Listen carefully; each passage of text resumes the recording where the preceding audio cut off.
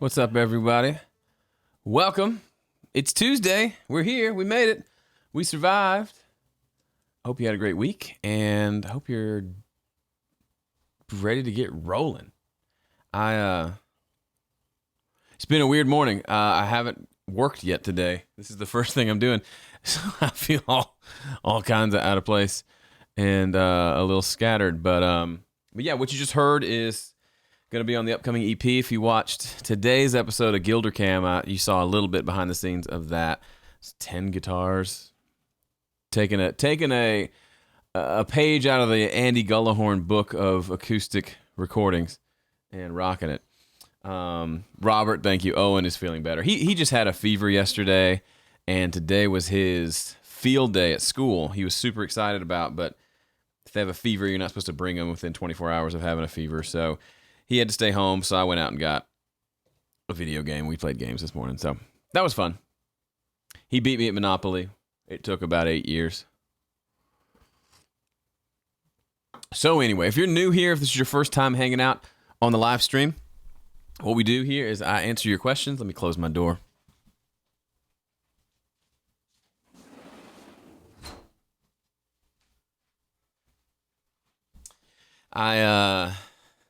Yeah, missing field day was lame, but we'd been wanting to get it's an Xbox game that has like Monopoly and Risk and Scrabble on it.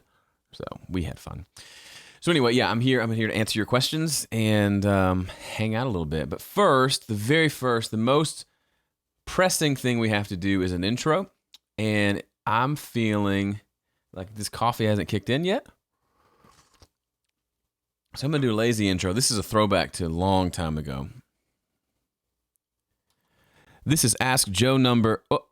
Oh, you know what? Our old friend Sasquatch is here to introduce it. Sasquatch, go right ahead. This is Ask Joe number 202. So that didn't make any sense. Give me just a second. I used to invite Sasquatch on the podcast years ago. We haven't had a good Sasquatch sighting in a while. So let's get him on here. Come on out, Sasquatch. Where's the thing I need? There it is. Does that sound right? This is Ask Joe number 202. Doesn't really sound like Sasquatch. Let's go lower. Or a little higher. Let's try that. This is Ask Joe number 202. That doesn't really sound like Sasquatch either. This is Ask Joe number 202. That sounds like a robot. What does the regular audio sound like? Joe number... Oh, you know what? Our old friend Sasquatch is here to introduce it. Sasquatch, go right ahead. This is Ask Joe number 202. It doesn't sound like Sasquatch at all. How do we make it more Sasquatchy? Less of a pitch shift? Maybe? This is Ask Joe number 202. This is Ask Joe number 202. Yeah, that'll work. It's kind of silly. By the way, I like silly. Doesn't really sound like Sasquatch, though. That's fine. I mean, to be honest, I've never heard him. You know what? Our old friend Sasquatch is here to introduce it. Sasquatch, go right ahead. This is Ask Joe number 202. Sasquatch, I'm your father. You guys are hilarious. Okay. Why don't we go ahead and I'll say hi to some of the regulars here. Let's do it on the recording, shall we? Here we go. Here we go. This is Ask Joe number... Oh, you know what? Our old friend Sasquatch is here to introduce it. Sasquatch, go right ahead. This is Ask Joe number 202.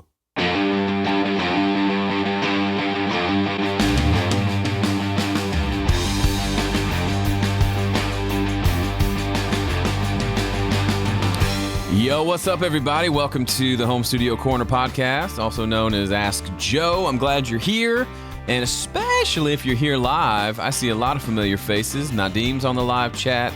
Lee Borg, Jim Edgar, Seymour Zen, Robert Hammond, Johnny Fuller, Paul Lucas, Steve Rossbotham, Dan Updegraff, Sam Knack, Bengt Johnson from Sweden. They like their S's over there in Sweden.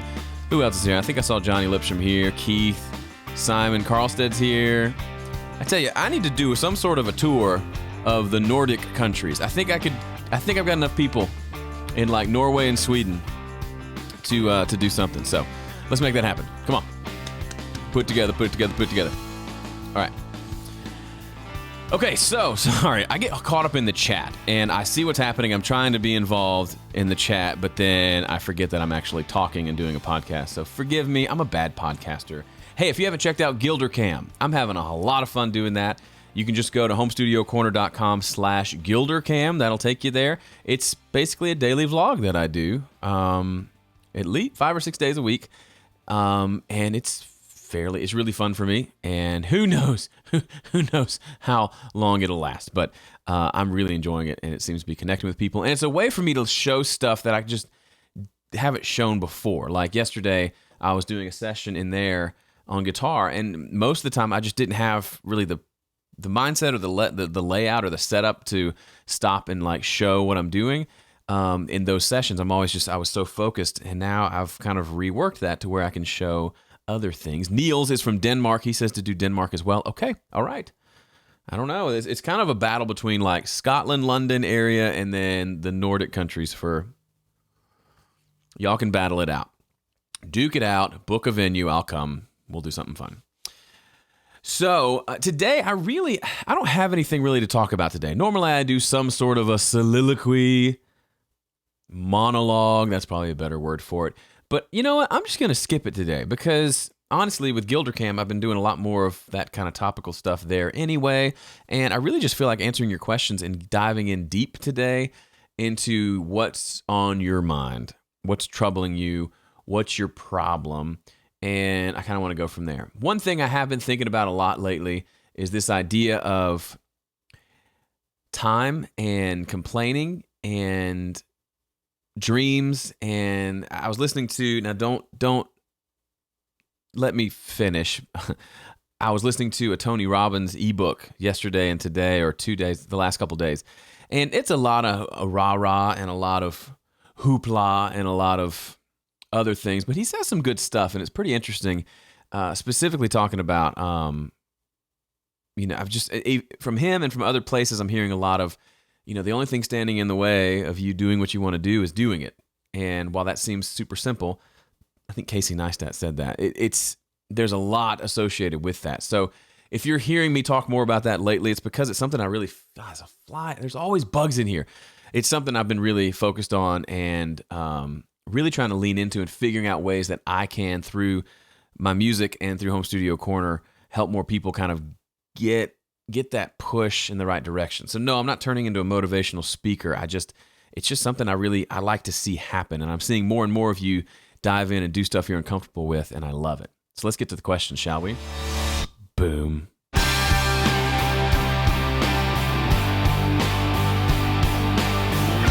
We're going to dive right in. Shortest monologue ever. You are welcome.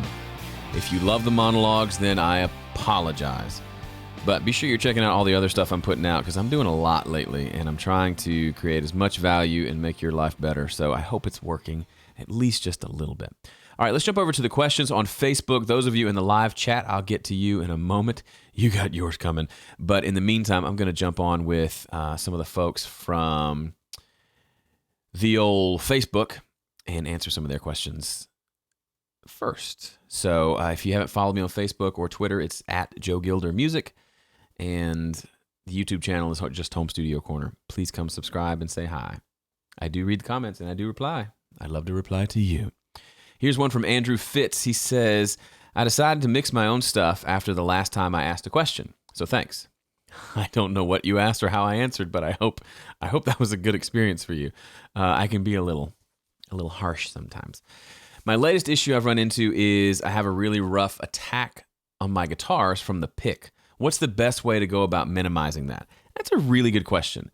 So too much pick attack. There's a couple things you can do.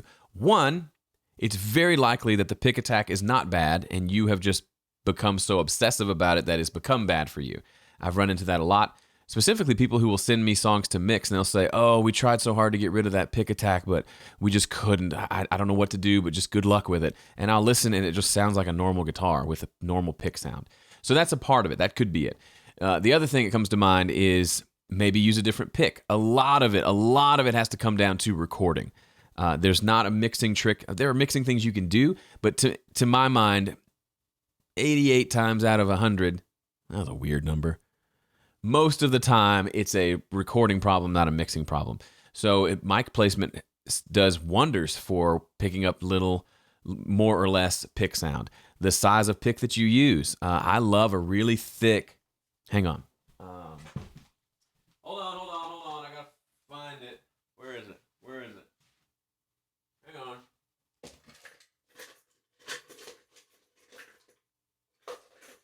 Hang on. Hold, please. There we go.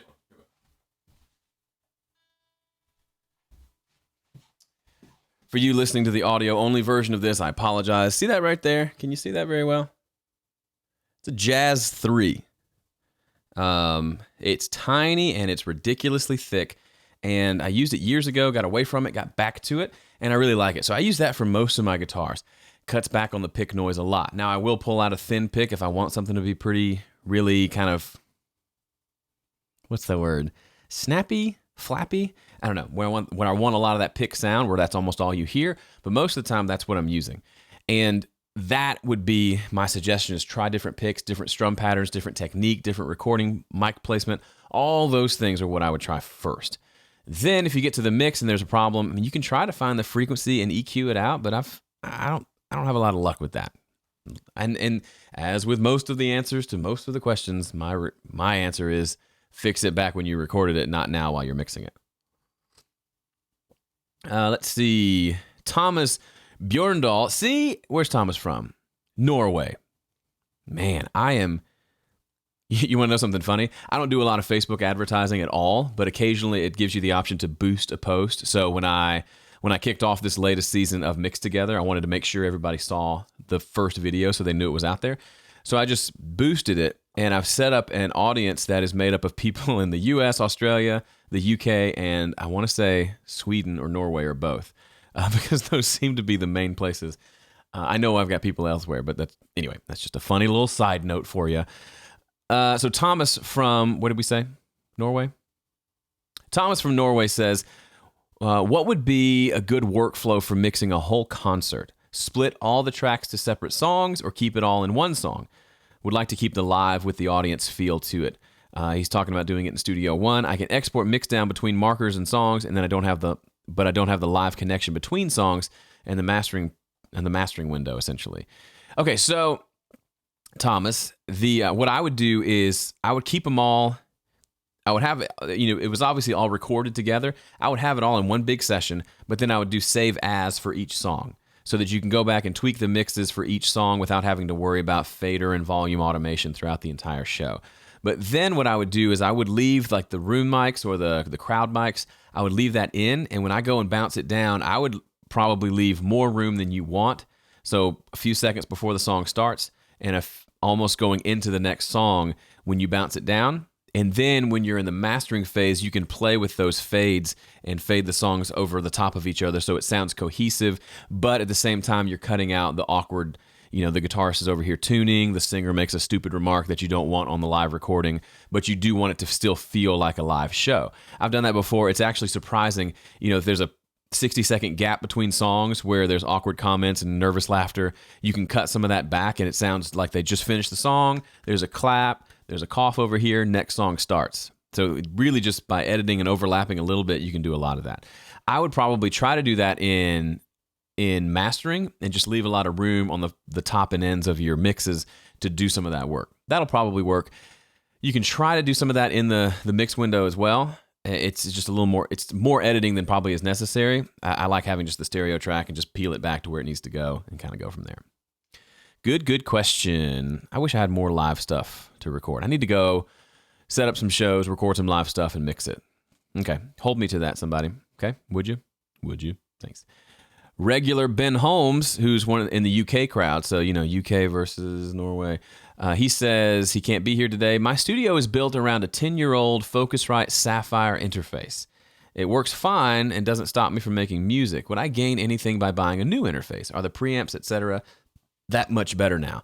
That's a great question. No, I don't think if it's working, I don't think you'd gain much from a new interface. You're basically you can get great recordings with the stock preamps on an audio interface. And I'm sure if you ask someone at Focusrite, they would say, oh, heavens, they're much better now than they were 10 years ago. But in reality, they're probably a little bit better, but they're probably both good. Just because one thing's better doesn't make the other one not good. That said, I would think you would benefit more from things like preamps and microphones, different instruments, those types of things. I think a good preamp into because the converters are fine in those boxes. If you want to upgrade the front end and essentially upgrade all your microphones by getting a really nice preamp, I would spend whatever you would have spent on an interface on a nice pre or a pair of pre's. So then you've got a kind of beefed up, better signal coming in, and just use the line inputs and the A to D converters on the interface. But yeah, switching interfaces is just boring. I know at some point they stop being supported, they stop working. You're 10 versions of the operating system in, and it was really just made to work with one 5 years ago. So those things can happen. But honestly, the interface is my least favorite part of the whole deal. I know it's the one with the bells and the whistles. It's the thing that probably you obsess over the most when you're starting out, but I think preamps are a little sexier to me than interfaces, and then things like microphones and guitars and musicians and performances, that's where I really get excited. So I just essentially told you to take that money and buy a musician and have them live in your studio. That's good advice, right? Yeah, no problem with that. Okay, so that's all the questions from the Facebook. I'll pop over and see if Twitter has anything, but Twitter folks don't ask these. They're doing their own thing, so they don't tend to ask these questions. Okay, let's go to the live chat. I will be with you live, folks, for the rest of your life or the next half hour, whichever comes first. All right, so was that a British accent, Steve? Yeah, it was kind of a last-minute attempt because in the back of my mind, it seems like I remember Focusrite being British.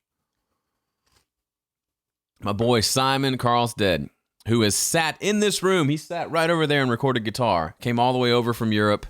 He's another one. Chalk one up to the Nordic tour. But he's a phenomenal guitar player in a band called, why do I always forget your band name? It doesn't matter because he's doing a solo EP, which is even better. So look up Simon Carlstead. And I know I don't say it right. Carlstead. Simon Carlstead. This month, he says, I'm recording my first solo EP. Biggest challenge. Scarlet Blue is the band name. I'm sorry. Something about two different colors. I want to say purple. I don't know. Anyway, Simon writes, this month I am recording my first solo EP. My biggest challenge is that I'm very bad at singing. Do you have any general advice for how I should practice to become better? The thing is, being bad at singing is so relative, right? You may not be able to sing with a big full voice and a big vibrato thing, but you may have a really unique voice that people dig, right? I wouldn't say Jack White is a great singer per se, but he's really cool and unique. Or, Bob Dylan's the obvious example. I would say the biggest thing is to write songs that fit your voice, which I'm hoping you've already done. If not, write some songs that kind of you feel more comfortable singing. Don't write something, for example, the singer in your band is really great singer and very, very rock and very just kind of, I like his voice. I would say don't write stuff that's for him to sing if you can't sing that. Does that make sense? So, honestly, the best, from your question about practicing, the best way to practice is to record it and listen back. Essentially, go to the most painful route you can go, which is recording and listening back. I guess one step more painful would be to do it in front of someone else and have them critique you. But that could get weird. But yeah, recording it, you obviously have the technology to record it. I would record it and listen back and maybe get into some sort of habit of playing through the songs every day, playing and singing so you're used to doing both. And because playing and singing always makes singing worse for me, at least. And then once you do that every day for 2 weeks and you're listening every day, when you sing, you'll have that in the back of your mind what it sounded like, and it will slowly cause you to pay attention to the spots where you're weak and to take the spots that sound good and make sure they sound good every time. It's just practice. You'll never change your kind of the core, how your voice is, how your voice was designed from when you were a baby in your mama's womb, but you can practice and make the best of the pipes you got. That's a good t-shirt idea. Gary Keenan says, Joe, I seriously struggle with lyrics. It takes me a long time to write them. Do you think it's better to do it in one sitting? You can watch, you've seen I'm releasing a new round of Songwriting Corner videos, which are, in my opinion, super awkward. It's where I sit and write a song, and if it's a 30, 45-minute video, probably 20 minutes is me sitting there like this, thinking. So to me, that's awkward, but some people seem to like it. Anyway, I tend to write music and lyrics together, and I tend to write it fairly quickly. Now, one thing I said, I forget where I said it. I'm saying things in lots of places lately. If you aren't good with words, you need to spend a lot more time with words if you want to be good with words. One option is to partner up with someone who is good with words and not good with lyrics. I think we talked about that last week. But another option is, if you want to be good with words, don't start with just sitting down to write a song. Get yourself a cute little notebook, like a Moleskine or something like that, and start writing every day. Like, write down your thoughts, your feelings, your emotions. I know, that seems weird. Well, if you're trying to write music, that's essentially what you're doing. You're trying to write your thoughts and emotions to musical form. But if you're not used to writing those down, and the only time you ever try to think that way is when you've got a guitar in front of you, then no, you can't expect to get very good. The reason I tend to be able to come up with words fairly quickly is because I've spent hang on.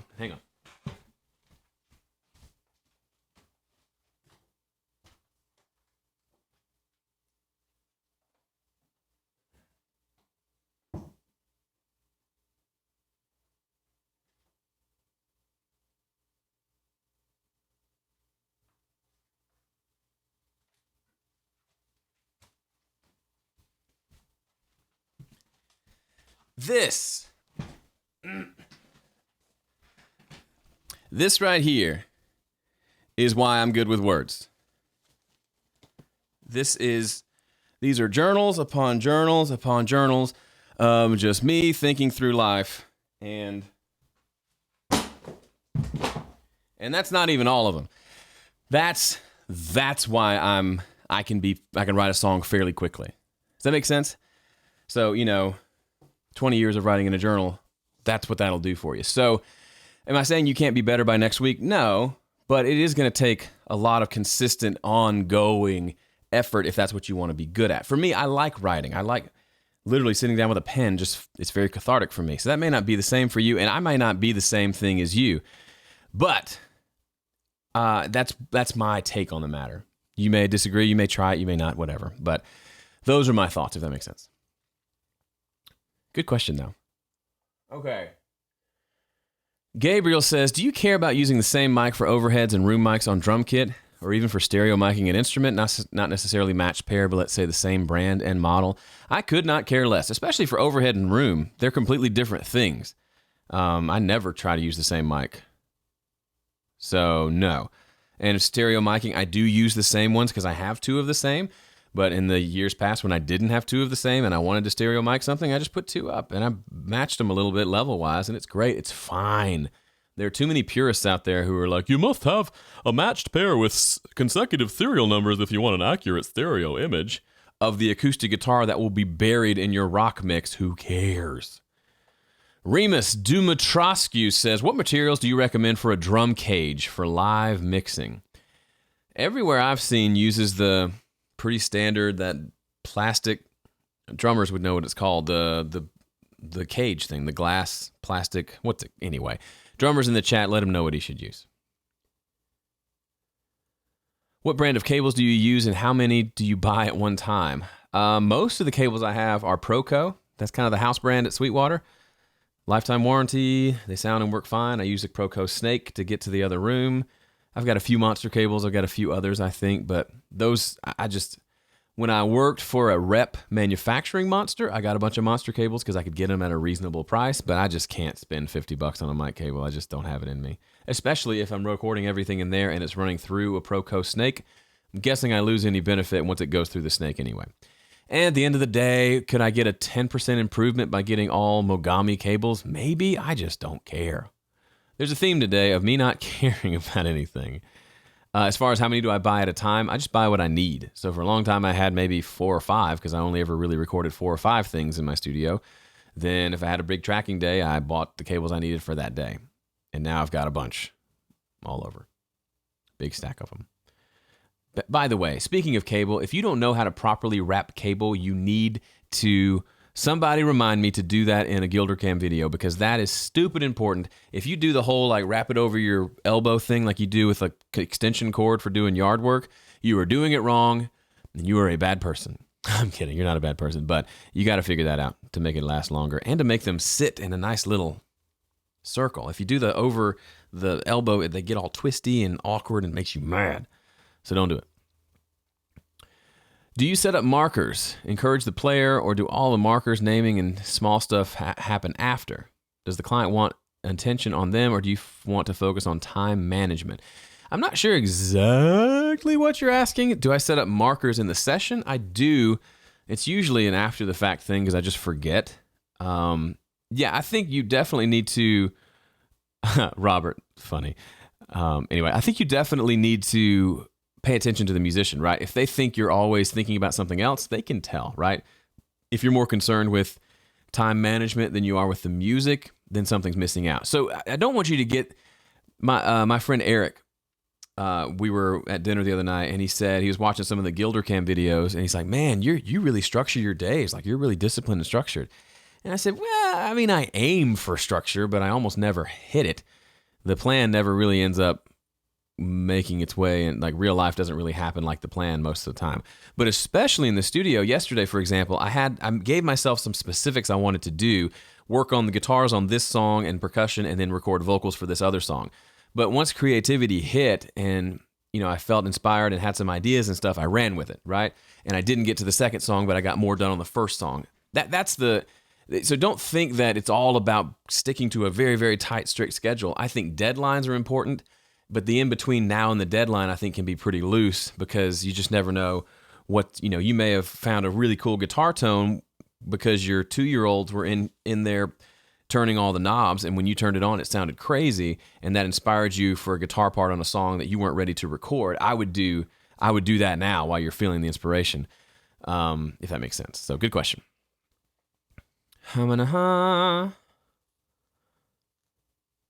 Why? But Mario says, watched your Gilder Cam video today and saw you recorded 10 tracks for a song. My question is, how do you keep from going too far with recording a whole bunch of tracks and keep it tasteful?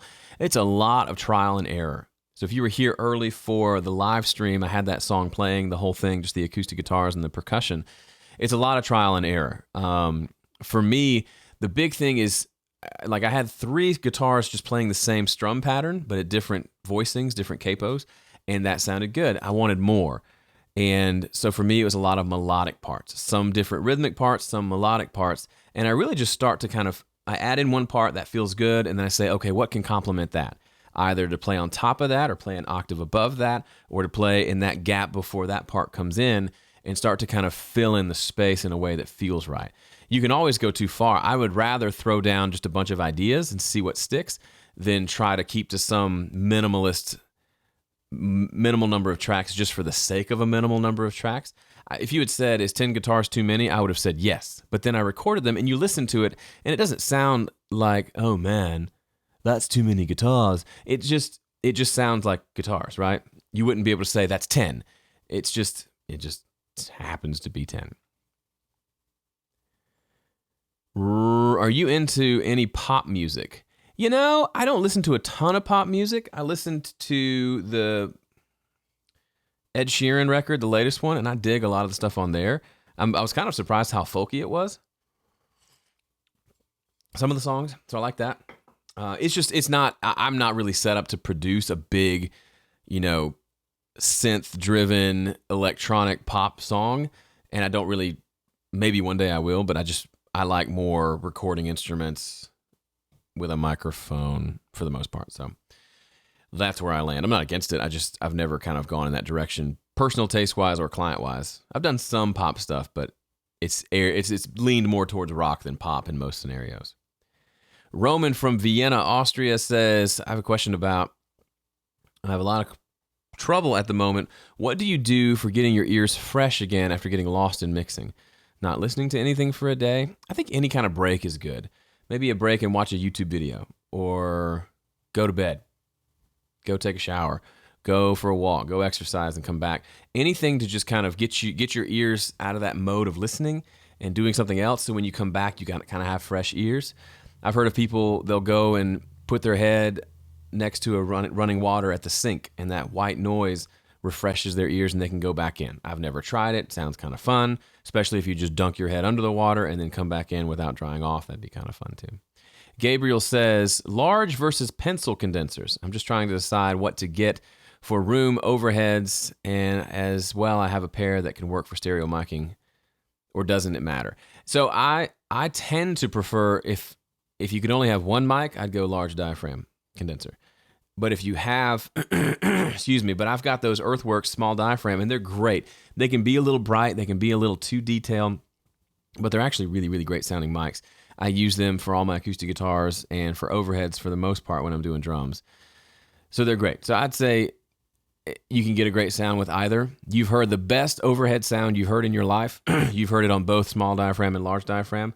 Best acoustic guitar sound you've heard has been on any kind of microphone you can get access to, right? It's just a small piece of the puzzle. I do tend to like large diaphragms in general, just because you can do more with them.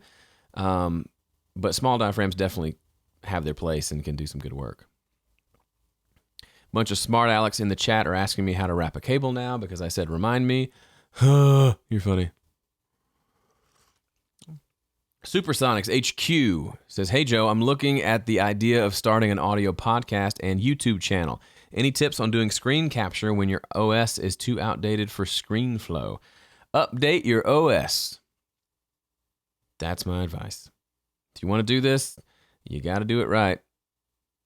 Even if, it may mean shelling out to update other stuff to be able to do it, but I can only give advice of stuff I've done, and that's what I've done. Daniel says, I've noticed I sing better when playing guitar, but would like to record both guitar and vocals separately to get the best take. Any advice on recording vocals only while still playing guitar? You want to record them separately or together? That's really the question you have to answer. Do you, maybe holding a guitar in your hand is enough to get you in the zone to do it? Or maybe just get really good at playing and singing, and the bleed that happens between the microphones when you do them at the same time is worth the downside of that bleed is way worth the risk because the performance is so much better on the other side. I would do a lot of recording and compare and see, if it really is better, because chances are it's all in your head. You think it's better or worse. Maybe you feel like the guitar distracts from your voice, when in reality, maybe your voice needs work and needs attention, and you need to put the guitar down so you can do it well. But as far as if you're asking someone saying to do it to a click, so yeah, if you're talking about how to keep it lined up, record the guitar to a metronome and then record the vocal on top of it. I don't think that's what you were asking. But yeah, I'm sorry. Yeah, overdubbing the guitars, that's just normal recording workflow. You can record two microphones, one on the voice, one on the guitar, or you can record the guitar first and then record singing. That's totally the way to do it. What do you think, this is from Eric, what do you think about amp VSTs? So amp modelers and things like that. I've got the Avid 11 rack. I love the sound of the Kemper profiling amp. I've never owned one, but I've been on sessions where the guy played them. I think they're great. The software I don't use, not because I'm against it as much as I'm against it. I don't like using software for my guitar tones. I like to have a piece of gear, whether it's an amp and a pedal board or an 11 rack or a Kemper if I ever get one. I like the idea of having it there and running audio into my computer. I don't like having to save software settings. I don't like having to use a mouse while I'm playing guitar. I'd rather reach and turn a knob. It's just the way I've done it. And also for me, the way I record, I listen to everything through my mixer, which if you didn't know, I've got the PreSonus Studio Live 24 channel console. I like to listen through there so I don't have any latency. So I can have my buffer setting as high as I want and I'm not experiencing any latency. But if I start recording guitar through a plugin that I have to deal with, I just would rather just record it through an 11 rack or through an amp and not ever have to touch my latency settings. So there you go. What do you use to keep track of tracks you've recorded during a session? Explain your question further, Robert. Gary, have you ever used FL Studio? Nope. I think I had a friend who used Fruity Loops, and I saw it once, and that was it. Are there any music and songs you dislike? Sure. Everybody dislikes stuff. That's what's great about music. What 10,000 people might like, I might dislike, and doesn't really make either of us wrong. Stian says, you recorded some children's Christian songs a while ago with a woman. You showed us a song where I think the chorus is drop your nets and follow me. What was her name? Is she on Spotify? That's a good question. She has not released it yet. Her name is Shannon Applin. She released the Christmas song on a Christmas compilation thing, but I think she just got bogged down with life and hasn't done like the artwork yet. But it was a cool little project. It was fun to have kids in here recording and all that. So I don't think, you can look her up, but I don't think it's out there yet. You could probably use a couple of fat heads for overheads. Yes, I've got a pair of those. I haven't used them for overheads yet. The problem with that is my room doesn't sound very good, and I don't want the figure 8 pattern. I don't want to pick up more room than I need to. So, because I've done that for a few different sessions, and while it sounds pretty good, because it's figure 8, it picks up a lot of the room on the back end side, and I kind of would rather not do that if I can. Joe, do you feel room calibration software is beneficial or smoke and mirrors to grab more of your money? I probably fall somewhere in between. I think it's valuable. I don't think it's the reason people have success with their mixes. I think you can learn to mix, set up your room in a way that is most beneficial, use whatever kind of treatment you can, but the biggest thing is learn how to mix in your system, because you can learn how to mix in any system. It just takes work. If the room calibration software makes that work easier for you and you can get there faster, great, but nothing's going to ever completely solve your room problems. And a lot of it just comes down to experience. Like this room is not properly treated, but I get good mixes because I know these speakers really well, and I learned this room, and I put up enough treatment to do the trick without putting up too much, and I just made it work. I don't know. I'm not against it. I had it once. I didn't like the extra work. Hey Joe, I can never make my room mic sound really good. Do I have to have room mics at drum recording? No, you don't have to. Try compressing them really, really aggressively and then rolling off the top end.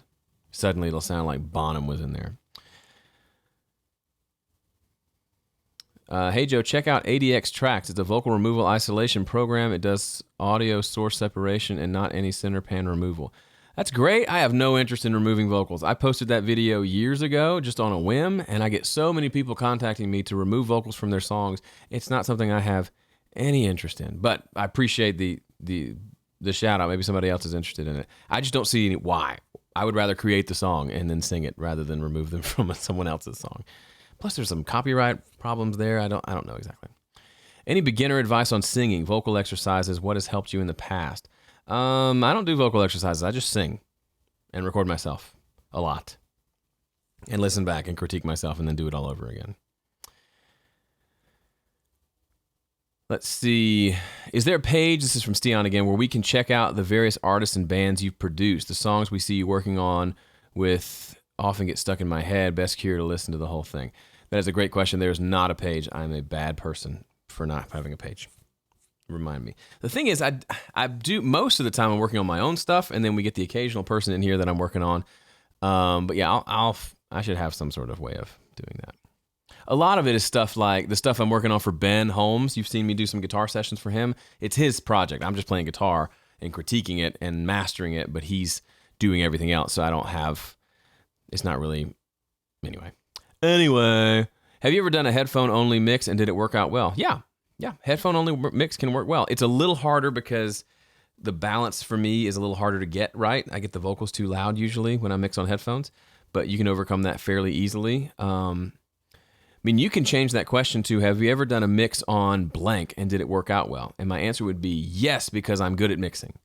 I don't say that to be a jerk. I just say that because I've put in the work and I've put in years and years of learning how to mix so that I can mix on whatever you throw in front of me. I'm not the best mixer in the world, but I make results that I'm happy with, which is really what we're all after. But yes, absolutely headphones. You can mix well on Apple earbuds. You can get a mix on tiny little speakers. You just got to make it work, make it happen. Thoughts on electronic drums? I think they're a really cool tool, especially when you combine them with real samples. I still will always prefer a real kit in a real room because there's something, I could record 10 albums in this room, 10 different drummers, 10 different kits, and I would have 10 different drum sounds. And no two projects would sound exactly the same. And for me, that's both a good and a bad thing, right? This one may have all these problems that I had to work around in the recording and the mix, but for the most part, I like that uniqueness of it. Versus if you use a set kit, an electronic drum kit, everything you do is going to have that same sound until you change it. And which is fine. There's nothing wrong with it. But I like the idea of a real drummer smacking a thing in a room and making really loud sounds.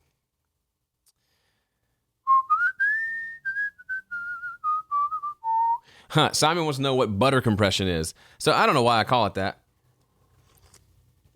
Probably because I like butter. But it's a smooth compression. I heard it from, I think I first heard about it from Kevin Ward, I believe.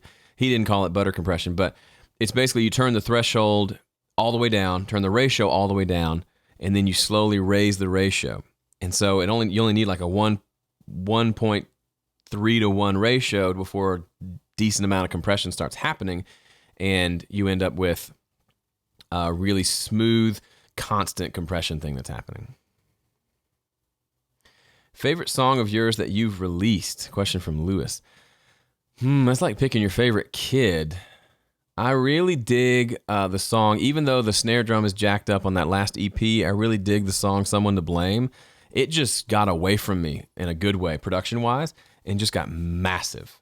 It starts off fairly big, and it just gets bigger until that bridge is like this massive climax of energy. And I really dig that song right now. This is a more sarcastic question than a serious one, but would you ever use Linux as a primary OS? No, because I like Apple and it works, and I don't know a thing about Linux. It's kind of like people who say, oh, Joe, you should really try out such and such software. It's great. I'm sure it's great, and I'm sure it's probably better than what I'm using, but I have no interest in changing. If it's working for me, I don't want to change it, because that means I have to learn a new system, and then I'm not making as much music. I'm spending time learning a system. I would rather not spend time learning a system. That's why you'll probably get bored that my setup, if this is your first video you've ever seen of me, if you watch for a year, you'll see my setup won't change much. I might get a new guitar occasionally or a new mic, but I'll probably still be using Studio One and some mostly stock plugins. And it just works for me.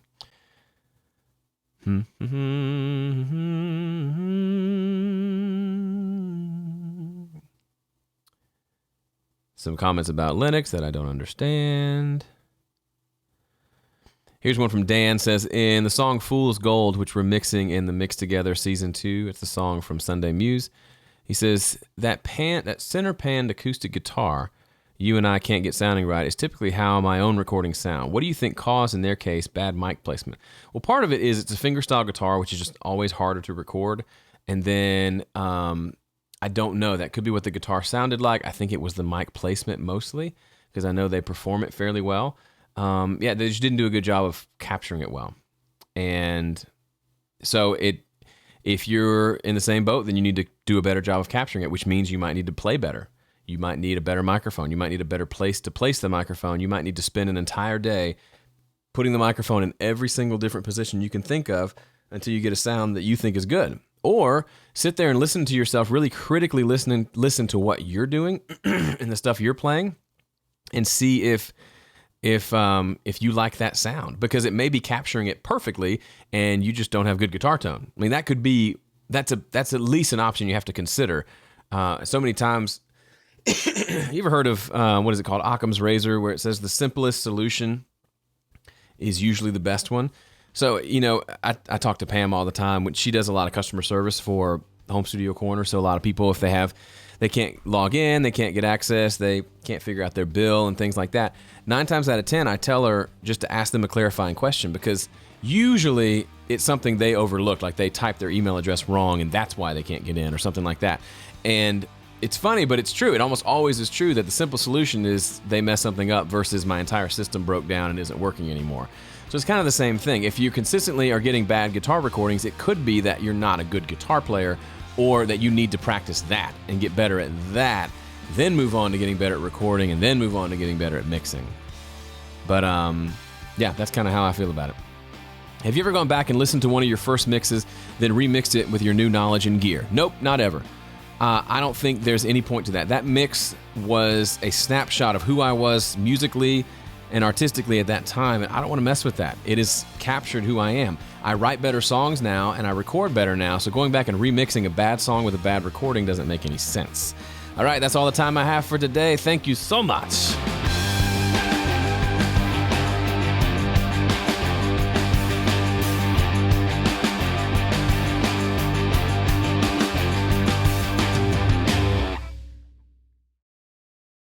I'll stick around for a couple minutes for the rest of yous. Steve, do I think the VST integration in Reason is going to be a game changer people are claiming? I have no idea. I don't pay attention to the news about that stuff. I assume from your question that perhaps Reason has never had VSTs in it, and now it will. That doesn't sound like a game changer to me. That sounds like them doing something that everyone's been doing for a really long time, but I could be misunderstanding the question as well. That's certainly possible. But no, nothing's ever a big game changer, right? Nothing. You're never going to do. So you're never going to do. Hang on, I'm going to get this on video because I think this is actually a very good point that I don't talk about enough. Say hi to the vlogging camera. Hello, Gilder camera.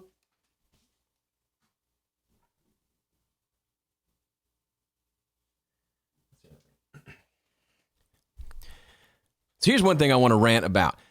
Just had a question asking about if a specific feature in a specific piece of software is going to be a game changer. And my opinion is no, because almost nothing is ever actually a game changer. Case in point, when I did, we always look for you ever see an interview and one of the popular questions is, what's the one piece of advice, one thing you did that made the biggest difference in your career? What's the one thing there's never a one thing, ever. Never, ever, ever. And people want that because it's simple and easy. For example, when I was the artist of the week on the local Lightning 100 show, it was really cool. I mean, Nashville, the station that a lot of people listen to, got to hear my song about 10 times that week. It was awesome to just drive down the road and be like, and here's a song Lies from Joe Gilder. And I'm like, yeah, I'm a rock star. I'm on the radio. It was great. And there was a showcase show at the end of the week. Super fun. Fast forward to the following week, there was 3 new Facebook subscribers, right? Nothing quantifiably happened because of that exposure to 100,000 people. Is it because I suck? No, it's just, when's the last time you listened to a song on the radio and you pulled over to go find that person and follow them on Facebook? Probably not very often. You probably hear them on the radio for a year and they come and play a show in your town and you finally get around to checking them out. That's probably how it works. So I didn't have all my eggs in that basket, and thankfully I didn't, because it didn't really do much. It's another notch in the belt. It's another step in the right direction that combines with a bajillion other steps to get you where you want to go. So no, don't expect one thing to be your big thing. You may have a big thing, but even that wasn't your one thing. It was the 1,000 steps you took before that even gave you the opportunity to have the big thing, right? Boy, I like ranting. Let me turn my fan on because I'm hot.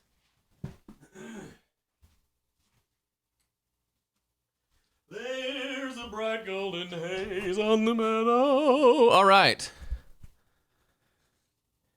Robert, that makes me so sad that you were 8 weeks old when Smells Like Teen Spirit came out. That's amazing. Any tips for podcasting, prep, interviewing, advice? My biggest advice is to do it, and to do it a lot. Don't overplan. Just get in. And yes, Dan, bajillion is technically a lot. It's my personality. I like to just get in and do the thing. If you saw my Gilder cam from 2 days ago, my first episode of Ask Joe was awful. I was bad at it. And there was no amount of planning that would make me good at it. I just had to get better by repetition and doing. So I would say if you're interviewing people, I don't interview people very often. I just don't like to. It's kind of boring to me. So get in there and just start doing it. And don't expect your first 50 episodes to be that great. Aim for greatness, right? Do your best. I'm not saying just not try for excellence, but in doing that, realize it's probably not going to be the best thing you've ever done. It's probably a building block to get to the best thing you've ever done, which will come on episode 200, not episode 4, right? But the biggest thing I can say is go for it. You may be a natural talent and maybe knocking it out of the park from the very first one, but I don't know. Will Paxton's here. What's up, my brother? How long did you work full-time at Sweetwater and do HSC at the same time, or did you jump straight into it? What made you decide to make the switch? What was the kick that got that ball rolling? So I started HSC. I was still at Sweetwater. It was really just I wanted a place to like explain things to customers so I didn't have to explain it on the phone over and over. I could say, hey, I explained that in a video. Go watch it. And sometimes I would look up like tutorial videos when I was working the late shift because I was bored and there just weren't that many. So I started making them. And pretty quickly when I was kind of learning how to set up a website, I found a lot of people talking about how you can make money from websites. And I thought, oh, that's interesting. And just kept researching. And so it was I started Home Studio Corner in April. I left Sweetwater in September, not to do Home Studio Corner. I still hadn't made a dime from the website yet. But we moved back to Nashville because we wanted to be here. I took a kind of a temporary job and worked a little bit for a few more months. And then so I had a couple different jobs. And then 6 months after starting the website, I launched the production club, which made a bunch of money. Like the first paid thing I ever asked for, I had 100 people sign up or something crazy when I only had 500 people on my email list. And that was super encouraging, but it didn't like take off. I like made a decent amount of money that 1 month and then it was nothing. So kind of back to square one. So it was over the next year or two of making a new course every month and just doing all the things I do. It wasn't until that was in the fall of 2009 when I launched Production Club, late fall. And I wasn't full-time Home Studio Corner till I think July 2011. So I'd had other jobs. Actually, when my kid was born, I took a full-time job because I was freaked out by it. And then 6 months later, about 8 months later, I quit that and to go full-time, just doing my thing. Story time with Uncle Joe. Mixing the R&B song on Dueling Mixes. How do you choose appropriate references and make the right decisions if you haven't listened to a genre since the 90s? I just don't do a lot of reference mixing. I listen to it and do what I think would sound good because I don't want it to sound like the 90s. I want to sound like a song I mixed today. There you go. Considering migrating from Cubase to Studio One, I noticed that your video most plugins are not stock. Can you list your VSTs? I don't use them. I don't have a single third-party plugin right now other than a few for mastering like Ian Shepard's Perception, which doesn't even change the sound. It just lets me hear things at a matched level. Seriously. I don't have any. I just mix with what I have. If you like my mixes, then that should tell you something. And it doesn't tell you how great the Studio One plugins is. It just tells you that you can use whatever you want to get great mixes. Also, switching. I love Studio One. If you want to switch, great. But don't switch unless you have a good reason because switching is a pain and you have to learn new software and it takes the time away from doing music. I'd much rather you just stick with what you know and make music. It's not going to solve whatever problem you probably have. You know what I mean? If it's the problem of getting better, Studio One won't make you better. Everything Computer says, I'm a computer tech, and I've heard that the Studio One V3 has some load issues with plugins. I only use the stock ones, and I've never had an issue, so don't know. What do you think about the Universal Apollo 8P? Everybody and their mother has one, and they seem to love it. Next week's rant, when do you know when you can leave your day job for music? Wow. Remind me next week, Stian. I'll talk about it some. It's different for everybody. I think if I could speak to it briefly, you've gotten to a point where you have a consistent income to where whatever the difference is between what you're making from music and what you are making at your job, if the time you would save by jumping out of your job, you could fill that with work and make up the difference or make enough to where even with a dip in income, you're now doing this full time and it's completely worth it to you. That's kind of when I think you know. I think Dave Ramsey, I've heard him say before, when you're making half of what you make at your day job, it's time to quit because in the next year, having all that extra time, you'll replace that difference. I'm all for jumping. Obviously, you want to be wise, especially with kids.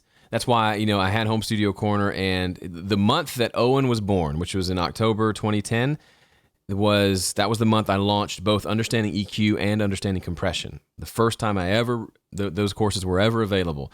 And it made a bunch of money that month. But even so, I was still freaked out, and I was working part-time for this company, an audio company. I took a full-time job with them starting on January 1st because I was freaked out that I wanted my wife to stay home and not have to go back to work. And B, I didn't quite have the confidence I could do what I needed to do. So I continued to build my business, worked for them for 6 months. I was awful at that job and I quit. I'm sure they were glad I did. And at that point, I had had enough of a track record of saying, okay, it's up and down, but consistently I'm making enough money for us to live on. I'm going to take a leap of faith, trust God, and jump in and do it.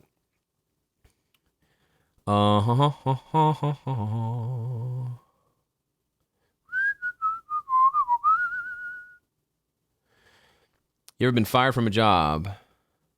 Not really. I got fired from a mixing gig last year. They just didn't like the direction I was going. I did a temporary job after Sweetwater at a sort of a studio event facility, and I was just awful at it. And we kind of just both realized it wasn't going to work. So that was probably the closest to getting fired. I just haven't had that many jobs. Does the air conditioning in your studio ever interfere with your recordings, the hum and the hiss from the air moving? If so, how do you compensate for it without turning your studio into an oven? My studio is an oven, not by choice. This room, I don't know if you've seen my studio, but this room has a bunch of windows. There's a big door. There's a window back behind the studio, the desk. There's a window there. And over there's the bathroom. And you may notice there is no air vent. There's no air vent in this entire room. It's a stupid addition. The people before us, it's a cool place for a studio, but they just did so many things cheap in this house. So there's a vent in that bathroom. So the back room is nice and cool. This room gets really hot. So that's why I have the fan going. But yeah, when I'm recording, I've got to either be in the back room, which is great, and leave the fan on in here, or if I'm in here recording, the fan's got to go off, and I've just got to deal with it. As far as air conditioning, if I've been in rooms before where obviously the air conditioner is super loud and gets picked up, you just have to turn it off. And you have to play that dance of get it really cold in the room before you start recording, and then maybe take a 15-minute break to cool it back down once it gets hot. It's annoying, and I hate it. And I live in Nashville, and it's not even summer yet. Pretty sure I'm going to die in here. Tim says put in a ductless split system. Yeah, absolutely. If you saw any of the videos from Steve Peffer's place, that's what he has, those Mitsubishi ductless units. He's got one in every room with its own remote control, and they're amazing. They're super quiet. That's what I'll do in here eventually. There's a possibility, don't tell anybody, we're live in front of however many people, but there's a possibility we might move sometime in the next year. Stay in Nashville, but to another neighborhood. If that happens, I don't necessarily want to fork over the money to make this place cool and then leave it. But that's definitely a thought, especially because it's only May and I'm already toasty. So who knows? Who knows how this thing's going to go? There are a lot of people still watching right now. Y'all are crazy in a good way.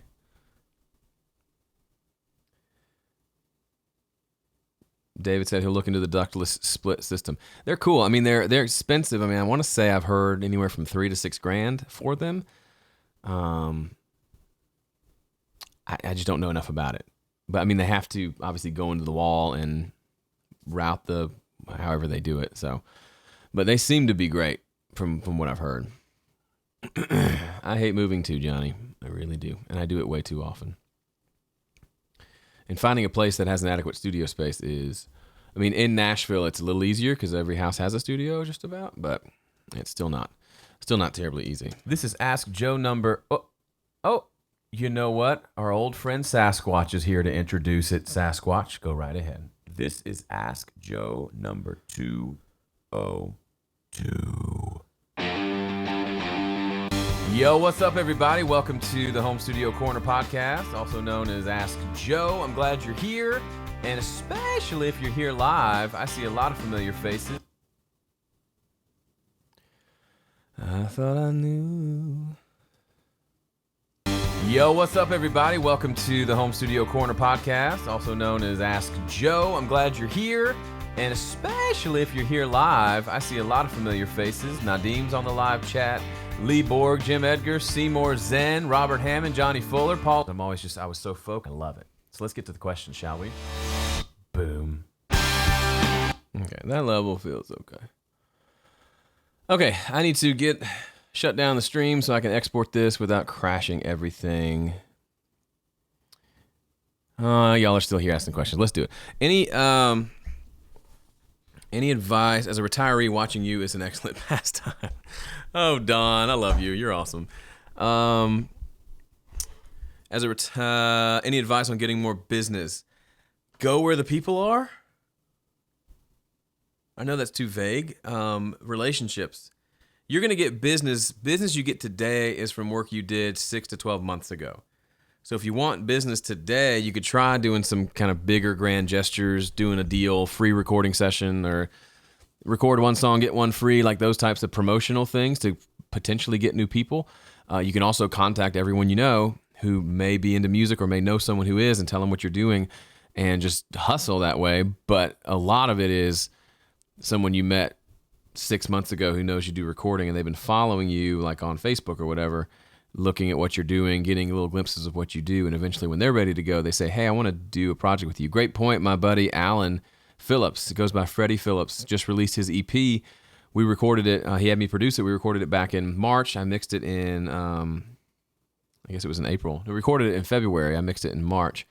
We've been friends forever. Honestly, I didn't even know he played music until one day he said, let's go to lunch. I want to see if you want to produce my EP. A lot of that's because I've been making music and putting out music and posting about stuff and doing Home Studio Corner, so he sees what I'm doing over and over and over again and likes what he hears, and so he comes asking. I mean, that's honestly, it's about attraction marketing versus like, it's about becoming attractive to where they come to you versus like coming up with a cool program, right? You got to have the goods, then you got to have the relationships, and then you got to ask. But a lot of times they come to you and ask, which is kind of cool.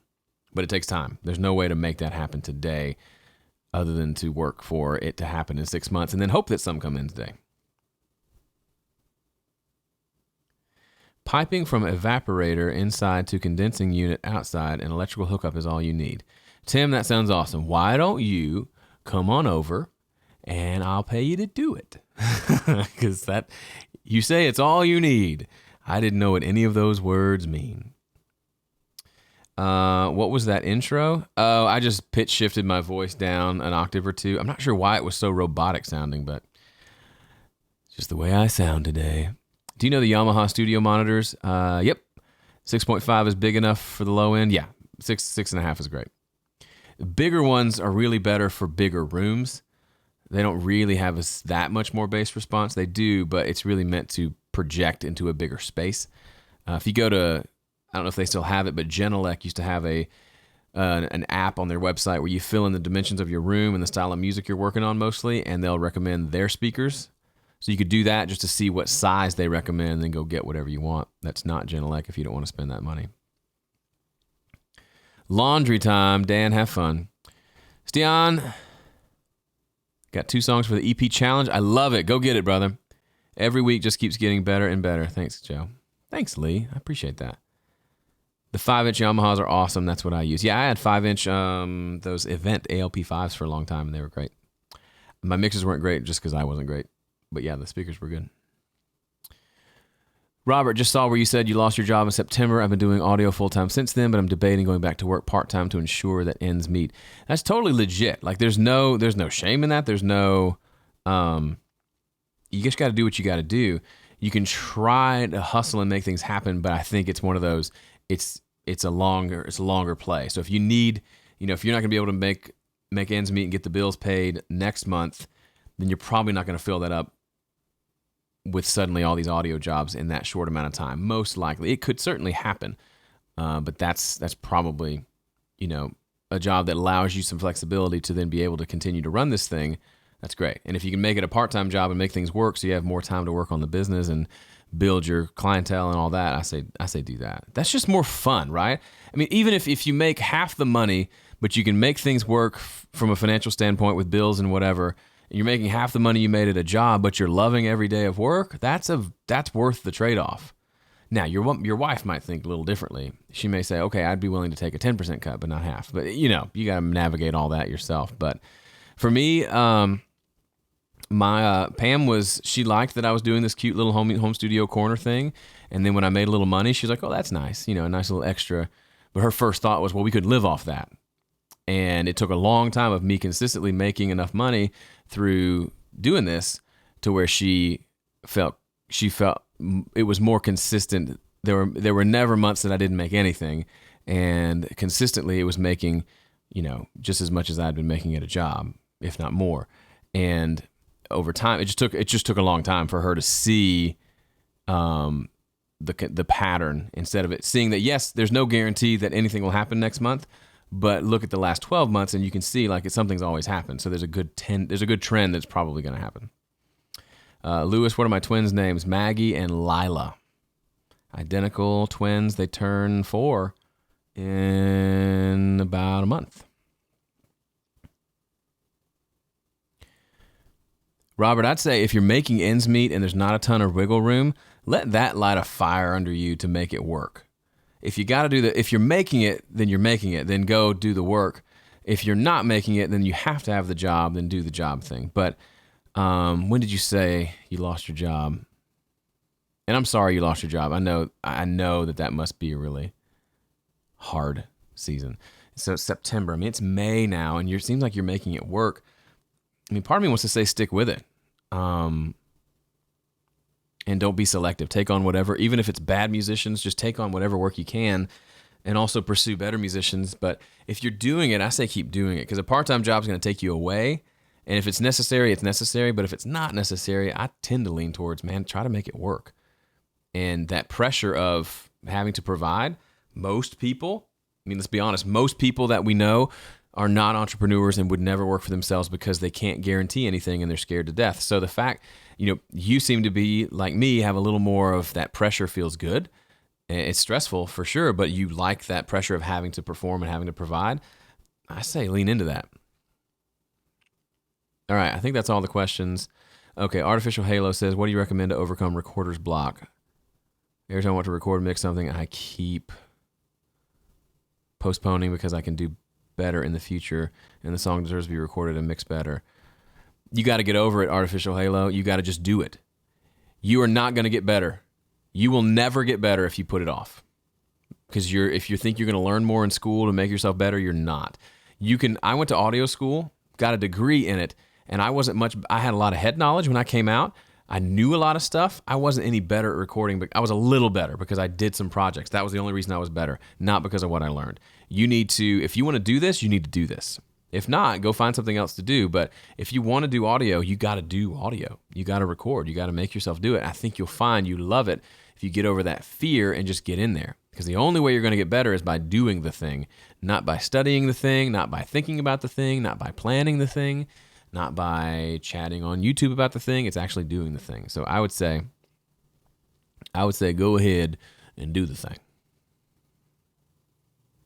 All right, I gotta go. Some people are heading out anyway. I got a mix to do. I gotta get this podcast going. I got other stuff too. So I'm out. You guys are awesome. Thanks so much for hanging out with me. I will see you next week, 2 o'clock. No, 1 o'clock Central, Tuesday.